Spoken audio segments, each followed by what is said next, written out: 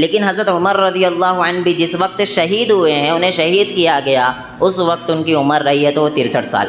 ابو بکر رضی اللہ عنہ بھی 63 سال، اور رسول اللہ صلی اللہ علیہ وسلم کی بھی وفات ہوئی ہے، اس وقت آپ کی عمر رہی ہے 63 سال کی۔ حضرت عمر رضی اللہ عنہ فجر کی نماز میں نماز پڑھا رہے، فجر کی نماز پڑھا رہے، مصلی پر کھڑے۔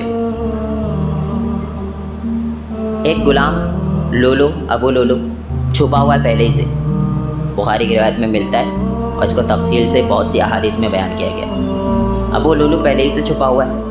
حضرت عمر رضی اللہ عنہ ابھی نماز کے لیے آگے بڑھے ہیں، اور جیسے ہی حضرت عمر رضی اللہ عنہ اللہ اکبر کہہ کے نیت باندھتے ہیں، وہ فوراً آتا ہے اور حضرت عمر رضی اللہ عنہ کے پیٹ میں کھنجر مارتا ہے۔ اللہ اکبر۔ ابھی انسان دیکھیے کبھی بھی اچانک جب حملہ ہوتا ہے نا، تو انسان سمجھنے میں اس کو ٹائم لگ جاتا ہے کہ میرے ساتھ ہوا کیا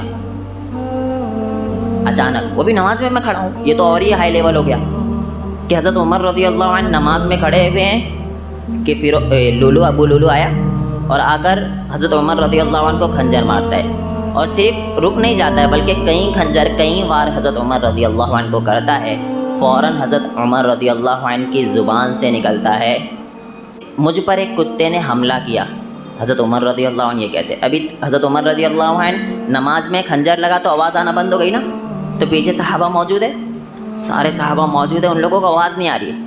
جو آگے صحابی موجود ہے نا، ان لوگوں کو تو پتہ چل گیا کہ ہوا ہے کچھ، حملہ ہوا ہے، لیکن جو پیچھے صحابہ موجود ہے انہیں پتہ ہی نہیں چلا کیا ہوا۔ وہ سارے کے سارے سبحان اللہ کہہ رہے ہیں پیچھے سے، سبحان اللہ سبحان اللہ۔ کیوں؟ کیونکہ ابھی امام کی آواز نہیں آ رہی ہے نا، امام کی آواز نہیں آ رہی، پیچھے سے صحابہ سبحان اللہ کہہ رہے ہیں، آگے کی صف والوں کو پتہ چل گیا۔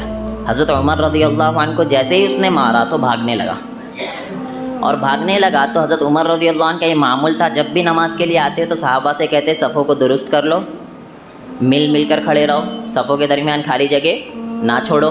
یہ حضرت عمر رضی اللہ عنہ کا معمول رہا ہے ہمیشہ سے۔ حضرت عمر رضی اللہ عنہ ایسے صحابہ کی صف لگایا کرتے تھے۔ تو وہ جیسے ہی مار کر بھاگنے لگا تو بھاگتے بھاگتے ایک صف کراس کیا، صحابہ ایک دم مضبوط تھے، ایسے کھڑے ہوتے، وہ ہلتے نہیں، 4 فٹ کا گیپ چھوڑ کے نہیں کھڑے ہوتے کوئی بھی بھاگ جائے، نہیں، شیطان وہ دراڑ ڈالتا ہے، پتہ ہے احادیث میں کے اندر ہمیں ملتا ہے۔ تو خیر سارے صحابہ ایسے موجود ہے، وہ بھاگنے لگتا ہے ابو لولو، ایک صف کراس کرتا ہے، ابھی ادھر دیکھتا ہے ادھر دیکھتا ہے، اس چکر میں کئی صحابہ کو زخمی کرتا ہے، وہ کھنجر سے کئی صحابہ کو مارتا ہے، اور مارنے کا زخمی کر رہا ہے ابھی، اور آگے بڑھ ہی رہا ہے، ایک صف 2 صف کراس ہوئی، تیسری صف میں اس کو پتہ چل گیا اب میں بھاگ نہیں سکتا ہوں۔ آپ پورا ایسا سین دیکھو، امیجن کرو کہ فجر میں صحابہ سارے موجود ہیں، اللہ اکبر سبحان، یہ تھا ایمان اللہ پر۔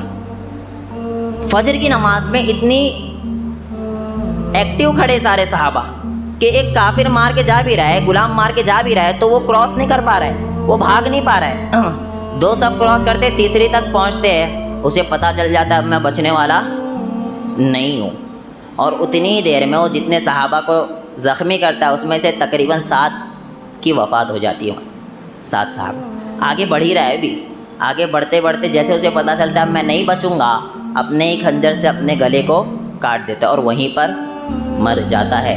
حضرت عمر رضی اللہ عنہ موجود ہے، ابھی وہ کیا کرتے ہیں، عبد الرحمن بن عوف پیچھے ہیں، انہیں اشارہ کرتے ہیں، عبد الرحمن بن عوف آگے آتے ہیں، حضرت عمر رضی اللہ عنہ کو چند صحابہ لے کر جاتے ہیں، عبد الرحمن بن عوف رضی اللہ عنہ ہلکی نماز پڑھا کر اس نماز کو مکمل کرتے ہیں۔ اس سے بھی ایک اور مسئلہ پتہ چلا، جب بھی کوئی ایسی کنڈیشن ہے امام کو کچھ ہو جائے تو پیچھے والا بندہ آگے آ کر نماز کو مکمل کرے۔ اور یہ فجر کی نماز تھی، آپ ذرا غور کرو کہ امیر المؤمنین جو ہے انہیں زخمی کیا گیا ہے، لیکن صحابہ نے نماز نہیں توڑی، سارے صحابہ جتنی ضرورت تھی اتنے ہی لوگوں نے حضرت عمر رضی اللہ عنہ کو پکڑا، اور باقی عبد الرحمن بن عوف رضی اللہ عنہ آگے آ کر نماز مکمل کیے۔ ابھی حضرت عمر رضی اللہ عنہ پیچھے جا رہے ہیں، جاتے جاتے پیچھے انہیں ان کے گھر لے جایا جاتا ہے۔ جیسے ہی گھر پہنچتے پہلے تو پوچھتے ہیں کہ مجھے زخمی کس نے کیا، بتایا جاتا ہے فلاں فلاں غلام نے۔ صحابہ غصے میں اس وقت، صحابہ کہتے ہیں آپ صرف حکم دے، آرڈر دے، ہم غلاموں کو کیا کریں، قتل کر ڈالیں۔ حضرت عمر رضی اللہ عنہ کہتے ہیں نہیں، وہ سارے تمہاری طرح حج کرتے، اس میں اکثریت تمہاری طرح حج کرتی ہے، نماز پڑھتی ہے، آپ قتل نہیں کر سکتے، منع کر دیے۔ اور جو ابو لولو تھا اس نے خود نے اپنے آپ کو ہلاک کر دیا، اپنے آپ کو مار دیا۔ وہاں سے حضرت عمر رضی اللہ عنہ کو لے جایا جاتا ہے گھر۔ گھر پہنچتے ہی حضرت عمر رضی اللہ عنہ کیا نصیحت کر رہے ہیں، آپ اس جملے پر غور کیجئے جیسے ہی پہنچتے ہیں سب سے پہلے عبداللہ بن عمر رضی اللہ عنہ سے کہتے ہیں کہ جائیے امی عائشہ رضی اللہ عنہ کے پاس اور جا کر ان سے کہیے کہ عمر رضی اللہ عنہ اجازت چاہتے ہیں اپنے ساتھیوں کے پاس دفن ہونے کی۔ دیکھیے یار آپ غور کرو، 22 لاکھ مربع میل کا جو حاکم ہے وہ اجازت مانگ رہا ہے، وہ کہہ رہے ہیں مجھے اجازت چاہیے، اور یہ بھی نہیں کہنا جا کر کہ امیر المؤمنین اجازت مانگ رہے، بلکہ کیونکہ امیر المؤمنین اجازت مانگ رہے کہو گے تو ایک طریقے سے آرڈر ہو جائے گا اور امیر المؤمنین کی اطاعت ضروری ہو جائے گی۔ انہوں نے یہ مت کہنا امیر المؤمنین، بلکہ جا کر کہنا کہ عمر رضی اللہ عنہ اجازت چاہتے ہیں اپنے ساتھیوں کے ساتھ دفن ہونے کی۔ جیسے ہی وہ جا کر کہتے ہیں، امی عائشہ رضی اللہ عنہ سنتے ہی کہتی ہے وہ جگہ تو میں نے اپنے لیے رکھی تھی، لیکن آج میں اپنے آپ کو پیچھے کر رہی ہوں، میں مفہوم بیان کر رہا ہوں، اپنے آپ کو پیچھے کر رہی ہوں، یعنی وہ جگہ کسے دیتے ہیں؟ حضرت عمر رضی اللہ عنہ کو وہ جگہ دی جاتی۔ ابھی انتقال نہیں ہوا ہے، ابھی تڑپ ہی رہے ہیں۔ آپ غور کرو نا، حدیث میں ملتا ہے کہ جیسے ہی پانی پیتے تو زخم کی جگہ سے باہر آ جاتا، پیٹ سے واپس باہر، دودھ پیتے وہ واپس پیٹ سے باہر آ جاتا۔ یہ حال تھا حضرت عمر رضی اللہ عنہ کا۔ اللہ اکبر! یہ وہ صحابی ہے جسے دنیا میں جنت کی بشارت مل چکی ہے، یہ وہ صحابی ہے جسے جنت کے اندر رسول اللہ صلی اللہ علیہ وسلم نے محل دیکھا ہے جس کا۔ ان کا یہ حال ہے وفات کے وقت کہ جیسے ہی پانی پیتے تو پیٹ سے باہر آ جاتا، دودھ پیتے تو پیٹ سے باہر آ جاتا۔ حضرت عمر رضی اللہ عنہ سے جیسے ہی آ کر کہتے ہیں کہ آپ کی جیسی خواہش تھی وہی معاملہ ہوا ہے، کہتے ہیں الحمدللہ، الحمدللہ۔ اور کیا کہتے ہیں پتہ ہے؟ میں جب وفات پا جاؤں، میں جب انتقال کر جاؤں، تب بھی جا کر اجازت مانگنا امی عائشہ سے گیٹ پر، ایسے ہی نہیں آپ گھس جانا اور دفنانے لگ جانا، نہیں۔ اور حدیث میں آتا ہے کہ عبداللہ بن عمر جب پہنچے وہاں، حضرت عمر رضی اللہ عنہ کا جنازہ باہر رکھا ہوا ہے، باہر رکھا ہوا ہے جنازہ۔ وہ کہہ رہے ہیں اے امی عائشہ، والد صاحب باہر ہے۔ کیا جگرا تھا ان کا بھی کہ وہ اجازت اس وقت بھی مانگ رہے، وہ کہہ رہے کہ والد صاحب باہر ہے، آپ اجازت دو۔ امی عائشہ رضی اللہ عنہ اجازت دیتی ہے، پھر حضرت عمر رضی اللہ عنہ کو رسول اللہ صلی اللہ علیہ وسلم اور ابو بکر صدیق رضی اللہ عنہ کے ساتھ دفن کیا جاتا ہے، تیسرے عمر رضی اللہ عنہ۔ اس وقت نصیحت کیا کر رہے ہیں؟ حضرت عمر لیٹے ہوئے، چند صحابہ آتے آ کر کہتے ہیں اے عمر، آپ نے تو بڑے اچھے سے پورا اپنا جو کام تھا وہ انجام دیا۔ اس میں اہم غور کرنے کا نقطہ دیکھنا، وہ کہہ رہے ہیں آپ نے بہت اچھے سے کام انجام دیا، آپ رعایا کے ساتھ بھی اچھے تھے، یعنی حضرت عمر رضی اللہ عنہ کی تعریفات کر رہے ہیں۔ حضرت عمر نے روکا نہیں۔ تو پتہ چلا جب بھی کسی کا انتقال ہو اور آپ کا وہاں جانا ہو تو وہاں الٹی سیدھی باتیں مت کیا کرو، وہاں جا کر اچھائی ہی بیان کیا کرو، اچھی باتیں ہی کیا کرو۔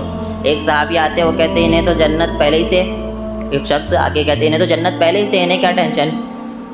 حضرت عمر رضی اللہ عنہ کہتے غور کرو کہ میں اللہ رب العالمین سے صرف اتنی خواہش امید کرتا ہوں، اللہ رب العالمین سے یہ صرف چاہتا ہوں میں کہ میرے اعمال نیکی اور برائی کم از کم برابر ہو جائے۔ اللہ اکبر!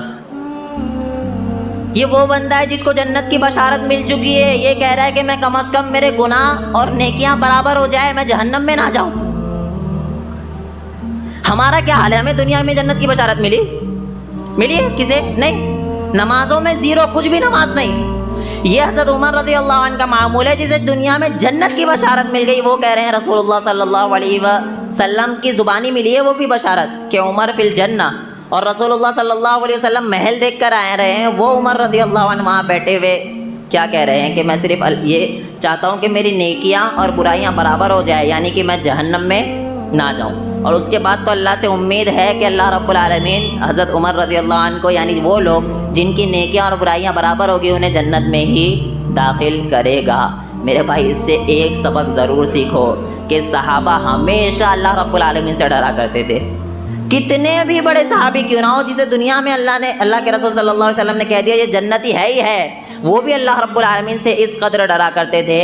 اور ان کے ایمان کا لیول تو دیکھو آخری ٹائم پر کیا کریں، جو صحابی آ کر بیان کر رہے ہیں نا، وہ جب پلٹ کر جا رہے ہیں تو ان کا پیجامہ ٹکنے سے نیچے، آخری ٹائم بھی لوگوں کو جہنم کی آنکھ سے بچا رہے ہیں. وہ کہہ رہے اپنا پیجامہ ٹکنے سے اوپر کر لو. یہ کس کنڈیشن میں کہہ رہے؟ آپ کا پیٹ مبارک پورا پھٹا ہوا ہے, کھانا کھا رہے باہر آ جا رہا ہے, اس کنڈیشن میں بھی کہہ رہے کہ پیجامہ ٹکنے سے اوپر کر لو. آج ہم اپنے بھائی سے کہتے کبھی کہ پیجامہ ٹکنے سے نیچے لٹکا کے گھوم رہا ہے, پیجامہ ٹکنے سے اوپر کر لے. یہ سیرت صرف بیان کرنے کا مقصد ایک ہی ہوتا ہے, ہم اور آپ اس سے عبرت سیکھیں, اس سے عبرت پکڑے کہ انہوں نے کیسی زندگی بسر کی ہے. یہ سب سے ہائی لیول والے لوگ تھے, ان کا معمول یہ تھا, اللہ رب العالمین سے اتنا زیادہ ڈرا کرتے تھے